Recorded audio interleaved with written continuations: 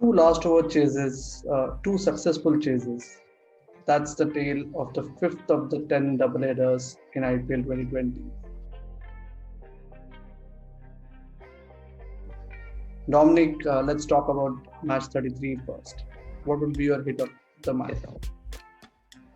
I think match 33, RCB won the game out of nowhere. I think the game was in the hands of the Royals, and the difference was made towards the end of both the innings. I think even RR's innings, how Chris Morris bowled at the death, and how AB de Villiers batted at the death.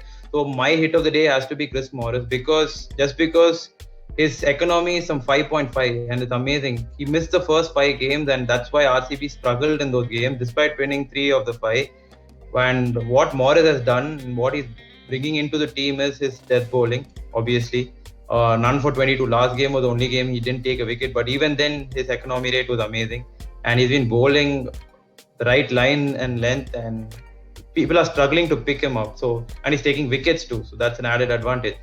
And that's why he was bought for such a big price at the auction, and I think he's justifying it now despite missing the first 5 games. So he has to be my hit of the day because RR was clearly 10 to 15 runs short, and that could have made a difference. So Amol, who was your hit of the day? I would go with the opening batsman of the losing team as my hit of the match, primarily because we all know Okay, Robin Uthappa. If you ask him where would you prefer to bat, he would always pick the opener slot. But somehow exactly. Yeah, during his stint with the KKR, okay, due to the leadership group's insistence, he agreed to switch to the middle order, and the other teams also persisted with it. Here we saw yeah, Robin Uttava being given a chance to open. He negated Washington Sundar. Okay, first time a batsman could dominate Washington Sundar in power plays this season. Robin Uttapa just yeah, put him aside and then got into his groove. Robin Uttapa hitting in mm, the V. It's still one of the best sides to watch for when it comes to white ball cricket, and it was a treat to watch him. Yes, some of the viewers might say that he got out at the wrong time, but I personally feel that he delivered to the T the role that he had been asked to play, yeah, which is one to negate Washington Sundar, two to set the tone of the innings in the power play. He did both exceptionally well. So I would say, exactly. Yeah. how about your miss, Dom? I think speaking about openers, one side Robin Uthappa came back to form, and that was a good sign for RR and a good sign for Uthappa himself. On the other end, you see someone like Aaron Finch, Australia's limited over skipper, him struggling against spin in this tournament. It's been very difficult for him. He scored 150, and he's been dismissed by spinners for majority of the game. 6 or 7 games he's been dismissed by spinners, especially leg spinners. So he's been struggling, and that's the shot he played against Shreyas Gopal. I mean, that's a questionable shot considering it was a tough chase. 175 is going to be a tough chase in Dubai, especially. So he should have stayed on. Should have been calm against the spinners. He knows he has a difficulty against the spinners. He should have been calm and composed instead of going for a careless shot and losing his wicket at such a crucial time. You need your openers to score good runs. Maybe put up a 50-run partnership during chases like these. And Finch is struggling very bad against the spinners, and I think he should improve that in the next game. He should maybe spend a lot of time in the nets facing Yuzvendra Chahal and Washington Sundar, because otherwise I think he might lose his spot. You have Josh Phillip on the bench, and he's an amazing young talent, and him coming into the team might provide RCB another dimension. So Finn's position in the team is under question now, and I think he should work his game against spin and get better. Otherwise, I think Josh Phillip might come in. So he'll be my miss of the day. So Amol, who do you think was the miss, or what factor was the miss of the day according to you? I would go with the man who was the highest scorer for Rajasthan Royals. Not because of his 36 balls, 57, but primarily because of his decision as the Okay. captain of Rajasthan Royals to not bowl, to hold his best bowler for the 20th over. When you're defending a chase, any captain, okay, it's a given now, and you don't need in this data-driven world of T20 cricket. Even a lay fan or a layman can tell you that the best bowler has to bowl the 19th over while defending a target. You had Jofra Archer, Yeah. but Steve Smith, my miss of the day, preferred to let Jaydev Unadkat, who is anyway struggling with confidence, more than form, is struggling with confidence. Exactly. Okay, and the reason that Smith gave after the game was that he factored in the longer boundary. Come on, you have AB de Villiers batting at the crease. The boundaries is not going to make any difference if you let him get into his flow, True. right? And like all of us have been discussing, Yeah. it's simple. If you have 35 to defend of 12 balls, if you let Archer bowl a 10 run over, it might make life difficult for even an AB de Villiers to score 25 in the last over. Yes, he scored 25 in the Yeah. penultimate over of Unadkat, but Penultimate over, yeah. that essentially or that eventually left Archer without having to bowl two of his 6 critical balls. So that was a disastrous decision, and I would blame captain, because in such situations it's not the management Yeah. on the field such decisions are taken, and Smith owned it up. I appreciate him for that, but he remains my miss. Okay. So let's switch to the late night game. Dom, your hit. Yeah. So CSK, I think again, just like what Rajasthan Royals did, CSK, threw away this game towards the end, and Bravo missing out on the last over was a big reason for that. So my hit of the day is Dhawan, Shikhar Dhawan, because even after being dropped thrice, I think him being in this kind of form, third consecutive 50. Yes, being dropped was an additional gift for him. He was dropped early in his innings, 20s. In his 20s, he was dropped once. Then again, immediately after scoring his 50, he was dropped once. Then in his 80s, again, he was dropped once. But you saw his shots; they were, all came off from the middle of the bat. So he's in some kind of form. And what happened was at a point people were saying he should be dropped for, say, Rahane or someone else on the bench because he was struggling to time the ball. But this game and the previous two games against Mumbai, he scored a 69. Against Rajasthan Royals, he scored a 33 ball 57. And now this third consecutive 50, his first IPL century. I think he's been doing amazingly well this season. And he's been one of the crucial batsmen, considering it's an entire Indian lineup when it comes to batting for Delhi Capitals. I think he's leading from the front, being the senior most batsman. His first IPL century, 101 of 58. And you see him playing those elegant drives and finding the boundaries. He didn't go for the big shots straight away. Sharjah has short boundaries, but he didn't go for the big shots straight away. He scored 14 boundaries. He just stuck to the basics and tried to find the gaps and attack the weak balls.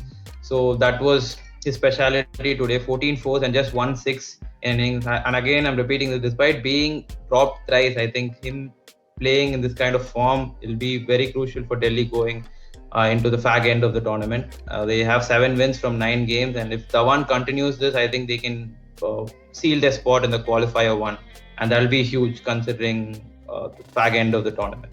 So my hit of the day has to be Shikhar Dhawan. So Amol, who do you think was a hit today? Or what factor do you think was?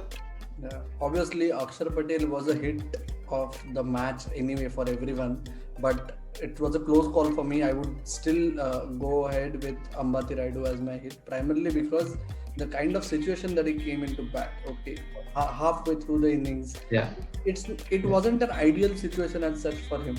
We all know that in the last couple of years, especially Ambati Rayudu, when he doesn't open the batting, he prefers to take his time before getting going, and it wasn't the case Yeah. in this match. Okay, he just went bang bang. Obviously, smaller boundary and all that is fine, but the manner in which he was timing the ball, which was one of the highlights of the day actually. Okay, Yeah. whosoever who got in eventually, the timing was a treat to watch. But I think Ambati Rayudu's hitting stood out for me much more than what Faf du Plessis did, or Shane Watson also got going for a while. Ambati Rayudu was a treat. Yeah. Give me a missed on. Okay. Talking about opening slot, I think Rahane finally got a chance, and 3 straight matches he's failed, and that's a concern because he's a quality batsman. I know his preferred spot is number 1, opening the innings, maybe with Dhawan or even Prithvi Shaw, but considering Dhawan and Prithvi Shaw in some good form, I think he has to utilize the number 3 spot, because we don't know, Pant might come back next game, or if his he's not ready. He might miss a couple more. So if Rahane plays that one good knock, it'll be difficult to drop him. Definitely, it'll be difficult to drop him. He's at one good knock away from getting his confidence back. He could have done that today. He could have taken a liking to the CSK bowling because he's performed really well against CSK when he was with the Rajasthan Royals. So this was another chance for him to really shine in this IPL because this is his third game.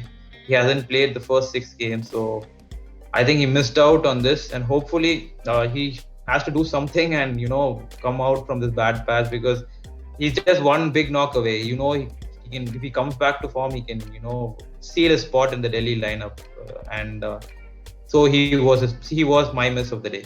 So Amol, who do you think was the miss of the DC vs CSK fixture?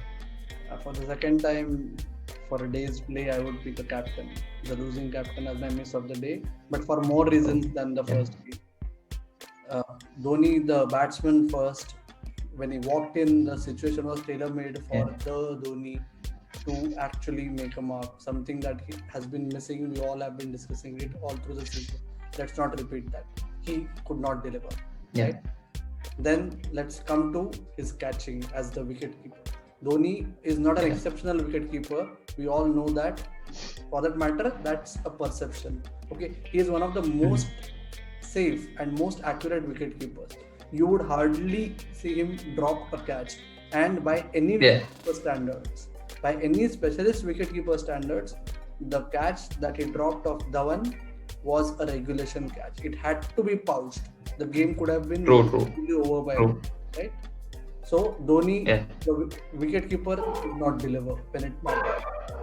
Dhoni, the captain, was sort of in a quandary, we all know, but I would still feel that in the last over, when he didn't have the luxury of doing Bravo due to his injury, we all know, okay, those of us who follow domestic cricket, we know that Akshar Patel is amazing off left arm spin, the ball turning into him. So rather than Jadeja, who anyway Akshar Patel has been playing in West Zone leagues forever in the formative years before Jadeja became a regular, being from Akshar being from Gujarat and Jadeja hailing from Saurashtra. So he knows him well. Okay. So Karan Sharma could have worked a little better. Okay. And that's where Dhoni, the captain, could not deliver. And the last of all, Bravo's unavailability essentially forced him to bowl Jadeja, which was in some ways the Joginder Sharma kind of a gamble for some who were watching. Okay, that's when Dhoni, the captain, also ran out of luck, right? So true. I am extremely sorry to say it, but at some level I feel the end is not just near, it's beyond that. Yeah, true. Okay, so let's talk about the Super Sunday contests of the day. Will you take the afternoon match, Dom? What is the contest that you're watching? Yeah, okay. So talking about Sunrisers Hyderabad versus Kolkata Knight Riders, both teams are going through a bad patch. Kolkata has a captain change. David Warner's side just lost against CSK in their last game. So both teams, the common factor is the middle order. So my contest within a contest has to be the middle order of SRH versus the middle order of KKR. So the problem for KKR is, you see, Andre Russell has the second most dot balls in IPL now. So he's faced a lot of dot balls. The dot ball percentage is up there, So for a player of his kind who used to, smashing those sixes, playing so many dot balls, is only behind Murli Vijay in the dot ball percentage. So if he fires for Kolkata, any game they can win, from anywhere they can win. So him and other people in the middle order, so now they're shuffling with Rahul Tripathi, who has to open every game. You can't be shuffling with him now. His confidence has to stay high for him to perform well, and opening slot is the best slot for him. So you can't shuffle with him. For KKR, Nitish Rana, Dinesh Karthik, Eoin Morgan and Andre Russell, the middle order, they have to perform consistently. So that's been missing. And if they perform consistently, I think KKR has one of the best middle orders in the entire tournament. And if they keep the consistency up, they can definitely win a lot of games and make it to the playoffs. They can even finish in the top 2 if they go on a winning run, because this team is known for those winning runs. In one season, they just won 9 in a row in 2014, and they won the tournament. So this team is known for going on winning runs, and they can do it again. And similarly with Sunrisers Hyderabad, Manish Pandey needs to be consistent. Consistency is the need of the hour for both teams, and Manish Pandey, Kane Williamson has been performing really well. He should keep it up. And this time the difference is last time Warner and Bairstow took them over the line for most of the game. Say even they could maybe bring in Rashid Khan of the order. He's a pinch hitter, and he could work out say number 5, number 6. So middle order has been place where both teams need to work out. So in the middle order was a middle order contest. Whichever team gets the upper hand there, I think they'll win tomorrow. So that's my contest within a contest. So who do you think or what factor will be the contest within a contest in tomorrow's evening game? Yeah, the Mumbai Indians versus Kings 11 Punjab. Okay, Kings 11 Punjab, as we all know, when it comes to batting, if either KL Rahul or Mayank Agarwal doesn't bat deep, they Nicholas Puran is left clueless. Yes, they have Chris Gale, but my simple point is it's going to be the openers versus Jasprit Bumrah. Okay, we saw in the first encounter between these two teams, just like every other game or virtually every game, KL and Mayank got off to a quick fire start. Bumrah came in the 5th over. He got Mayank early on, and the chase was all but over. They just were not in the game thereafter. And if either of them can withstand Bumrah's onslaught, not just early on, Bumrah is being used very cleverly by Rohit Sharma. So if both of them eventually manage to tackle Jasprit Bumrah, that would be the biggest chance for Kings 11 Punjab to not upset, I would not say, but at least make a match out of it, considering the forms. Yeah, true.